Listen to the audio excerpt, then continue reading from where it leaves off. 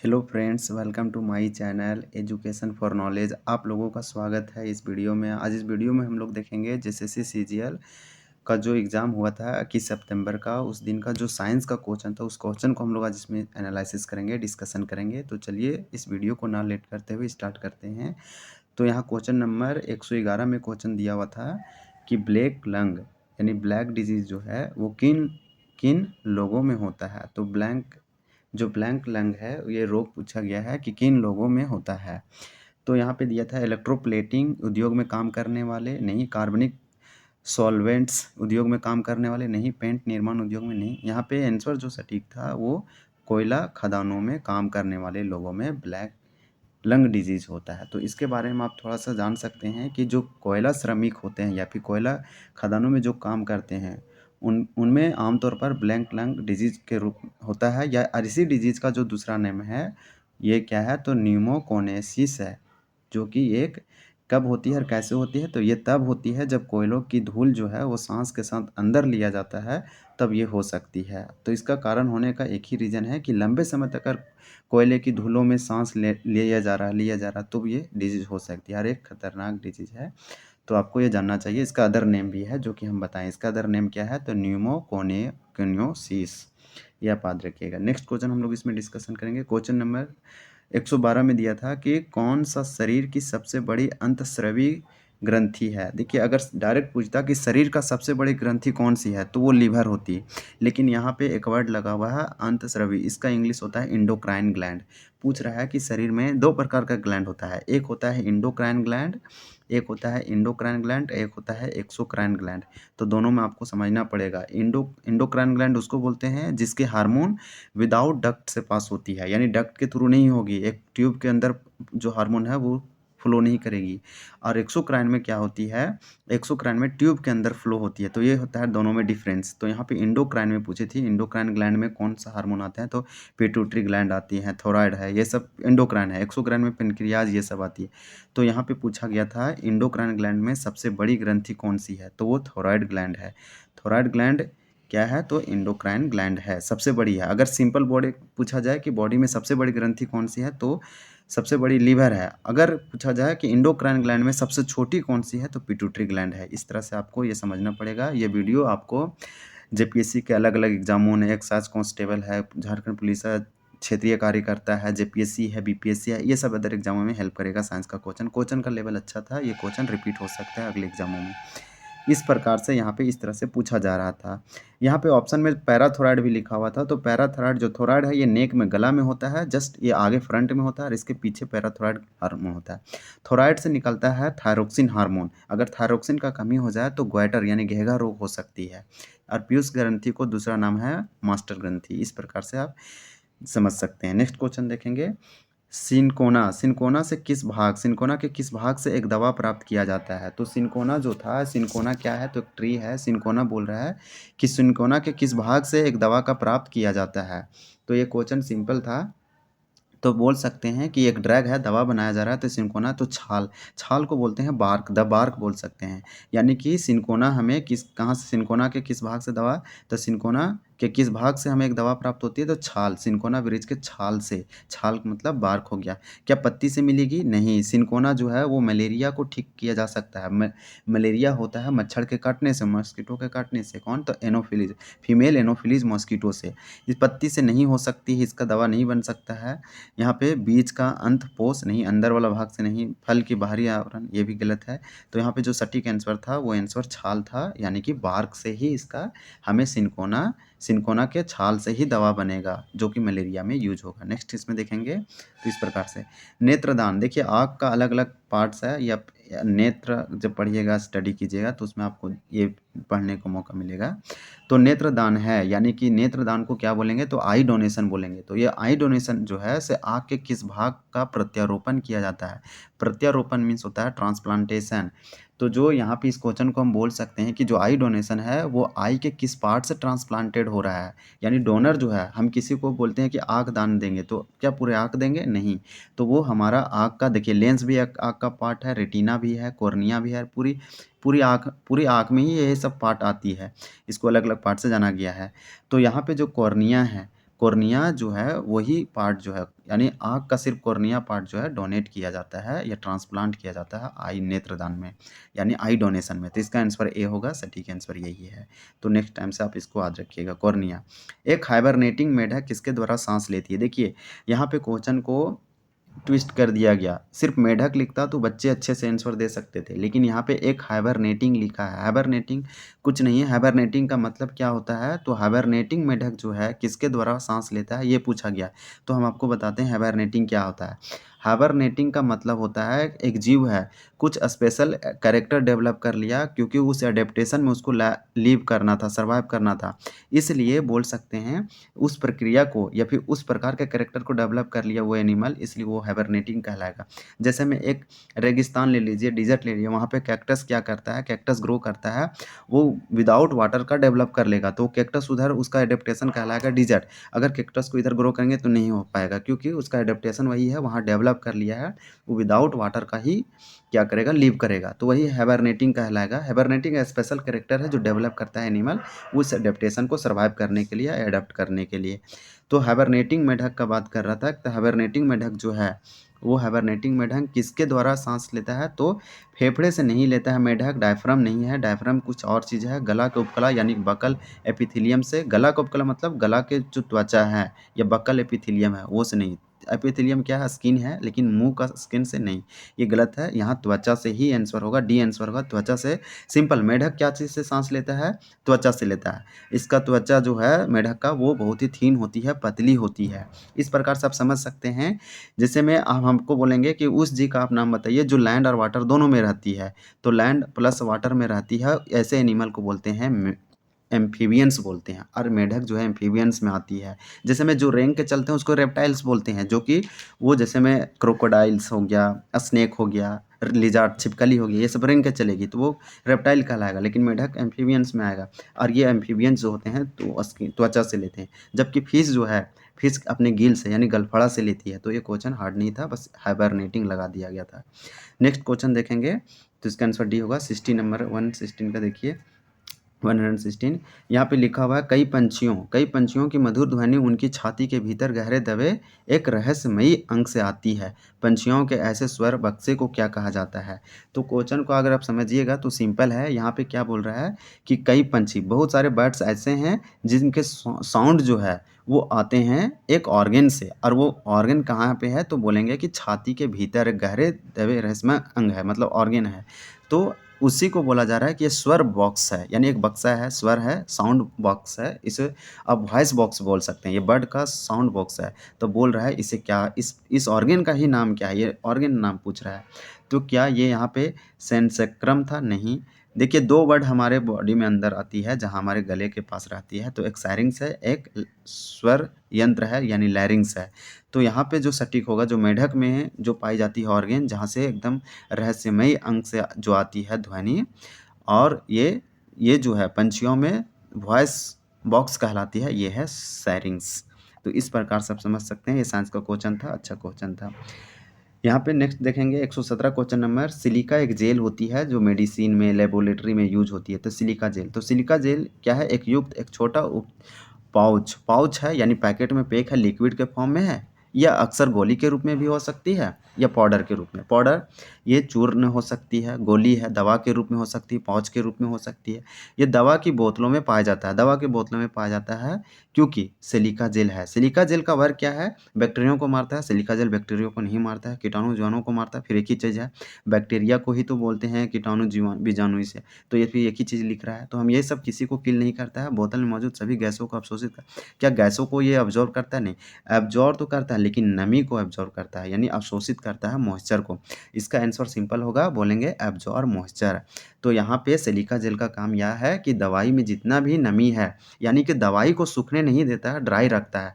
यानी सिंपल आप बोल सकते हैं कि सिलिका जेल का वर्क है कि बोतल में अगर मेडिसिन है और मेडिसिन में सिलिका जेल है, तो सिलिका जेल का वर्क हो गया कि यहाँ पे जो मॉइस्चर है, जो नमी है ड्राई में यानी दवा में, उसको एब्जॉर्व करेगा और दवाई को सूखा रखेगा। तो सिंपल इसका यही होगा, आंसर सी। नेक्स्ट इसमें हम लोग देखेंगे क्वेश्चन। अब नेक्स्ट क्वेश्चन देख सकते हैं। यहाँ पे क्वेश्चन नेक्स्ट है कि तालाबों और यहाँ पे क्वेश्चन नंबर 118 है कि तालाबों और कुओं में निम्नलिखित में से किसकी रिहाई के लिए मच्छरों को नियंत्रित करने में मदद करती है। यानी किसके हेल्प से हम मच्छरों को कंट्रोल कर सकते हैं। अगर क्वेश्चन को देखा जाए तो क्वेश्चन ये सिंपल था, यानी कि सिंपल है कि मच्छरों को मारने के लिए नदी और कुएं में किसका यूज किया जाता है या फिर तालाबों में। तो यहाँ पे आप बोल सकते हैं, यहाँ पे एक फिश है जिसका नाम है, या मछली है जिसका नाम है गम्बूसिया मछली। इसका आंसर होगा गम्बूसिया मछली। केकड़ा नहीं होगा, केकड़ा को हम लोग नहीं डालते हैं तालाबों में और कुआं में, घेंगा मछली को भी नहीं और डॉग फिश को भी नहीं। तो ये सब जो है, ये सब आंसर रॉन्ग दिया हुआ था। इसका सटीक आंसर जो होगा वो हमारा क्या होगा, तो गम्बूसिया फिश होगा, यानी गम्बूसिया मछली होगा। गम्बूसिया मछली को हम लोग क्या करते हैं, पॉन्ड यानी तालाब, और वेल यानी कुएं में हम लोग डालते हैं। किसको, तो कंट्रोल करने के लिए, किसको, मच्छरों को। इस प्रकार से इसका आंसर डी होगा, गम्बूसिया मछली, गम्बूसिया फिश। नेक्स्ट देखेंगे, यहाँ पे एक क्वेश्चन आया है, अच्छा क्वेश्चन था, ये साइंस था। यहाँ पे क्वेश्चन 119 है, डोडो या राफस कुकुलाटस एक उड़न रहित पंछी है। उड़न रहित पंछी मतलब हो गया कि उड़ने वाली नहीं पंछी है, उड़न रहित पंछी है। ये सहित लिखता तो उड़ने वाली होती है, रहित लिखा है तो मतलब ये उड़ेगी नहीं, उड़न रहित पंछी है। ये IUCN यहाँ के अनुसार इसे किस श्रेणी में वर्गीकृत किया गया। देखिए, एक रेड लिस्ट जारी करता है IUCN।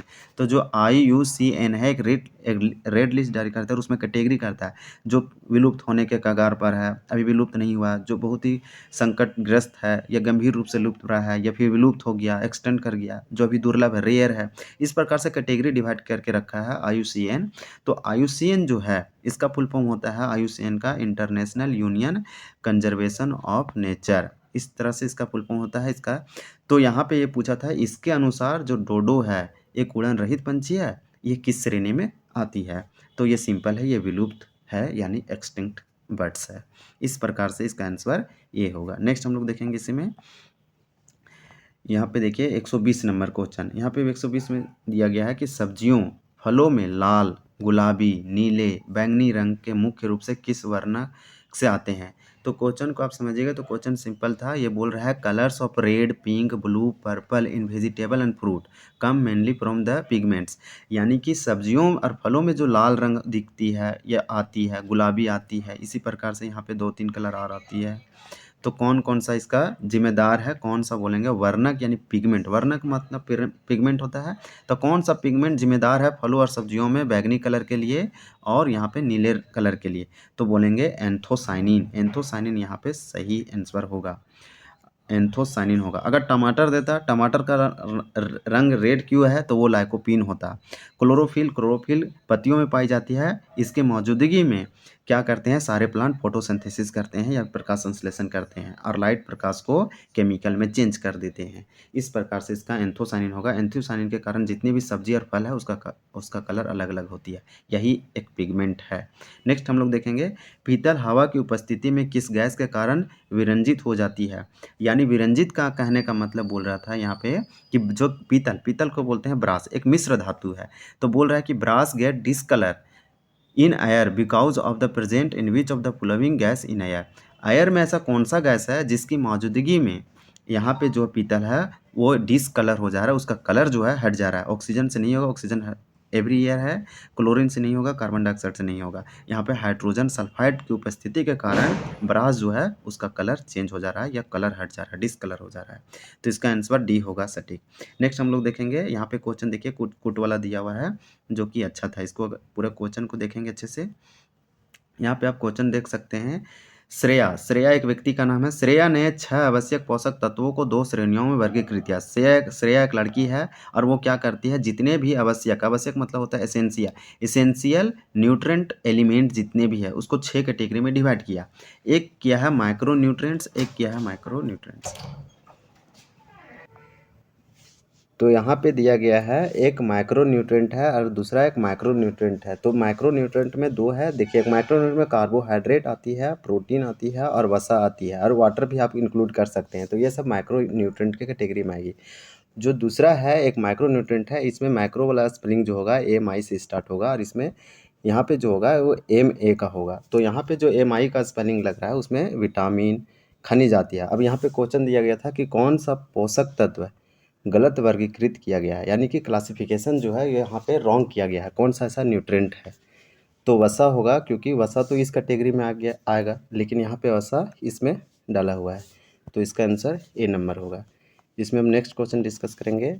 क्वेश्चन नंबर 123, पौधा का कौन सा भाग हमें केसर देता है, यानी कि केसर पौधे के किस भाग से प्राप्त किया जाता है। तो यहाँ पे सिंपल है, केसर को बोलते हैं सेफ्रोन, एक स्पाइस है, मसाला है, जो कि दुनिया की सबसे एक्सपेंसिव है, या बोलेंगे कीमती है। तो यहाँ पे जड़े से, इसके जड़ रूट से नहीं मिलती हमें, ना ही इसके स्टेम से, तना से मिलती है, ना ही पंखुड़ियाँ से मिलती है। यहाँ वर्तिंग क्रांक से मिलती है, यानी स्टिग्मा से मिलती है। आप यहाँ पे बोल सकते हैं स्टिग्मा या स्टाइल, दोनों पार्ट से मिलती है, जो कि केसर, इसका आंसर डी होगा, क्योंकि केसर जो है स्टिग्मा से मिलती है पौधे के। नेक्स्ट क्वेश्चन 124, निम्नलिखित में से किस तत्व के लवण आतिशबाजी को रंग प्रदान करते हैं। सिंपल है, जो फायर क्रैकर्स है या फिर फायर वर्कर्स जितने भी होते हैं, उसमें कौन सा ऐसा एलिमेंट है या फिर कौन सा ऐसा एलिमेंट जो है उसमें डाला हुआ है, जिसके कारण से उसका रंग प्रोवाइड होता है। जैसे पटाखे फूटते हैं तो रंग बिरंग के कलर आते हैं, तो उसके कौन से, उसके कलर का जिम्मेदार कौन सा एलिमेंट है। तो यहाँ पे स्ट्रोसियम और बेरियम, इसके कारण से पटाखे में रंग आते हैं। नेक्स्ट क्वेश्चन देखेंगे इसी में, क्यूरी बिंदु या फिर क्यूरी पॉइंट वह तापमान है जिस पर, सिंपल क्वेश्चन है 125। तो यहाँ पे क्यूरी पॉइंट जो है वो टेम्परेचर को बताता है, तो वो टेम्परेचर, ये पॉइंट पे टेम्परेचर को क्या बताता है, यही बता रहा है कि क्यूरी बिंदु वह तापमान है जिस पर एक जो धातु है, यानी कि किसी भी धातु का जो चुंबकीय गुण था वो समाप्त हो जाएगा क्यूरी बिंदु के पर। तो यही बोल रहा है कि क्यूरी बिंदु वह तापमान है जिस पर एक धातु चुंबकीय गुण खो देता है। यहाँ पे सिंपल बोलेंगे कि मैग्नेटिक, यहाँ पे जो मैग्नेटिक प्रॉपर्टीज़ है एक मेटल का वो लॉस हो जाएगा। सिंपल क्वेश्चन था, बी नंबर आंसर होगा। नेक्स्ट क्वेश्चन देखेंगे इसमें 126, एंटासिड या एंटासिड के रूप में किस क्षार का उपयोग किया जाता है। क्षार है यानी बेस।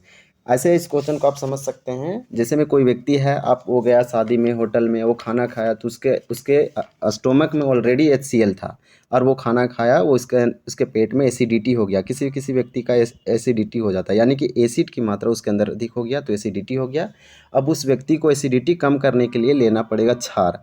तो ये बोल रहा है कि एंटासिड को के रूप में किस क्षार का उपयोग किया जाता है, ताकि क्या करेगा, एसिड को कम करेगा और उसको ठीक करेगा स्वास्थ्य को।